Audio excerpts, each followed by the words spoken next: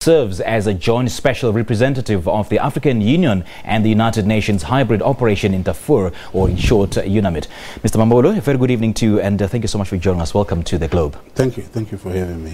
Perhaps the big question is, why is the United Nations embarking on such an exit mission? Well, I think the situation has changed. You'd recall that Sudan was, Darfur in particular, was a terrible place to be, let's say some 10 years, 12 years ago. You had the West genocide there, and the world focused on that. I think we can happily say today, situation is completely different.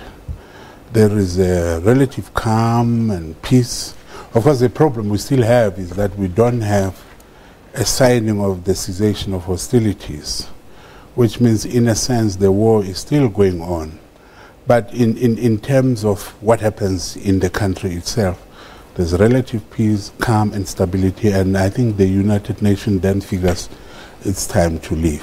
When you say things have changed, in what sense? Because now you're saying that the cessation of hostilities still hasn't been signed, yet you are saying, on the other hand, there's relative calm. What do you mean? Well, what I mean is that, you see, on the ground, the opposition that is fighting hasn't been that effective, hasn't presented that much of an opposition. And the Sudanese government has also been very active in terms of negotiating with many other factions. Of course, they're still fighting from some of the remnants who don't want to join or are still not happy with whatever is happening. But there is a program there that the Sudanese government has put on the table, which is called the DDPD, the Doha Document for Peace, and which it has been using as a basis for negotiation. So as a result of that, quite a number of people have joined the negotiations, and that has brought relative stability. But of course, the fact that you still have some remnants fighting means the situation is not completely out of the woods yet. And paying particular attention to the Jebel Mara mountainous area of Sudan, and the SLM refuses to budge. It does not want to sign any, cessation of hostilities. It doesn't want to engage in any truce negotiations. So the timing is not perfect. No. Well, I mean, even in the Jebel Mara area, I think, if truth be told, you have pockets of conflict that still goes on there. It's not a wholesale conflict that's going on. It may not be wholesale, but it is a potential breeding ground for further violence. And that is why we're working very hard to make sure that we try and negotiate. We encourage even the people who are fighting there to come on board. Abdul Wahid, we say, please come on board, because, this way, in the manner in which you are pursuing this, it's not going to resolve problems. Lasting solution would be out of negotiations and finding a permanent solution. So it is not out of the woods, but it is relatively calm, and of course you can't keep troops just hanging around in anticipation that there's going to be conflict when there is none at the moment. And so based on that, the United Nations feels it must go. You are quite right, the situation is not completely, it's not 100%. Let's say it's 90% there. And what we need to do is to push whatever remains to make sure that we reach that stage. But is there a clear and concise plan for this exit strategy? For UNAMID, yes. Not everybody is very happy with our leaving. As you say, people say, why are you leaving when the situation is still as it is now? But we have a very clear plan. By 2020, we should be out of there. But of course, that is also contingent on the benchmarks and the indicators. So what happens is the Security Council, which I was addressing today, would put benchmarks and indicators, and on the basis of that would certify whatever is our move out of Sudan. If, of course, they are not satisfied, that could hold the process. Hopefully things will go as we see them now, peaceful and so on, and we might be able to get out of that place 2020. So can you categorically state it on record that this exit strategy, is a genuine reflection of the improvement on the ground, that Sudanese people can now rest in peace? Yes, we report, rest in peace. There's still a long way to go to achieve that. We can't say definitely that is completely 100% peace. But we are in that direction. And of course, the 2 years that the United Nations still is there would be, and we would be making efforts to make sure that whatever is left can be put together to make sure that we finalize this. But it's still a long way to go. Relatively, as I say, by and large, there's a lot of peace and stability, but there's still a lot of work as well to make sure that we have a full complement of a peaceful solution. You know, Mr. Mamabolo, an exercise of this magnitude comes with huge cost implications. Does the United Nations country team have the necessary resources and the support it will render, to ensure that this is carried out smoothly? Well, that is why we have this transitional period.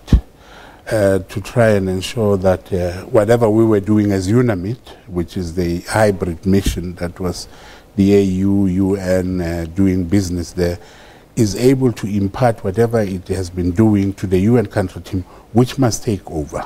And by the way, when we say the United Nations is withdrawing, it doesn't mean the UN country team will continue even after. What is withdrawing out of Sudan is UNAMID, the hybrid mission. But the UN will be there even long after we are long gone, after 2020. So you would need to capacitate them to ensure that they have the wherewithal to ensure that they can implement the mission and continue to make Sudan stable. How will this operation be carried out? Is it going to be a wholesale withdrawal, or is it going to be carried out in phases? It is carried out in phases. We have been doing that. Even last year we withdrew quite a lot of people. We envisage that by 2019, considering that we were about 19,000 troops strong at some stage, we would only be about 4,050 by June 2019. So this is in phases. We're also not withdrawing completely in 2019. We're withdrawing to the Jebel Mara area that we spoke about, because there's still conflict. So the 4,000, the 4 battalion that I'm talking about, would actually move to the Jebel Mara area to make sure that we continue to oversee issues there with the negotiations going on, and hopefully get things done by 2020 when we move out. I'm still not getting from you whether there is the budget, to fill those gaps. Are you getting the support of the Sudanese government? We're getting support of the Sudanese government. The Sudanese government, of course, lacks a lot of capacity. We call on the international community to come in.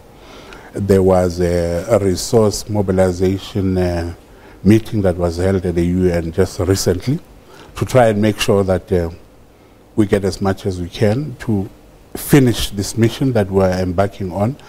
The UN still gives us money, but of course it's not the kind of money you had when we started. Completely different. The budget is also shrinking as we go out. You will recall that back in 2014, the relationship between Sudan and the United Nations was a little bit tense after Khartoum called for the withdrawal of about 17,000 strong UNAMID peacekeeping mission, after reports emerged of a mass rape by the army in Tabit in North Sudan. So can you categorically state on record that the decision to pull out from Sudan is not informed by that particular incident?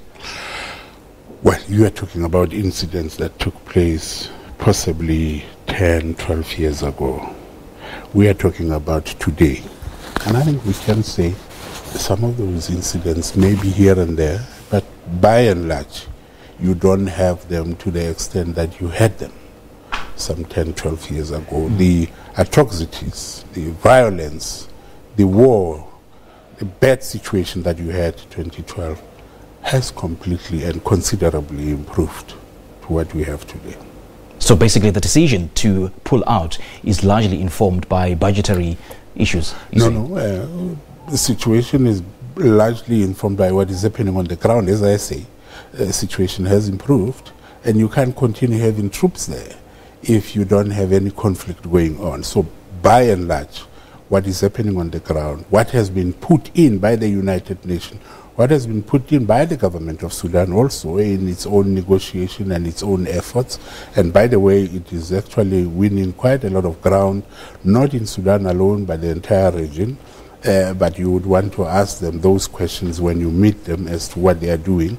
But I think, by and large, one can say all the efforts put by the international community, UNAMID, which I'm heading now, and everybody, has brought some results.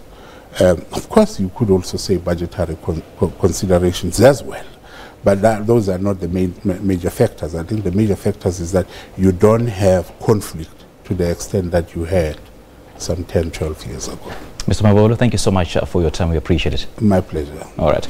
That was South Africa's former ambassador to the United Nations, and of course he's now the head of the joint operation of the United Nations and the AU in Darfur in Sudan. That is Mr. Kingsley Mamabolo joining us live in studio. This is The Globe on SABC News.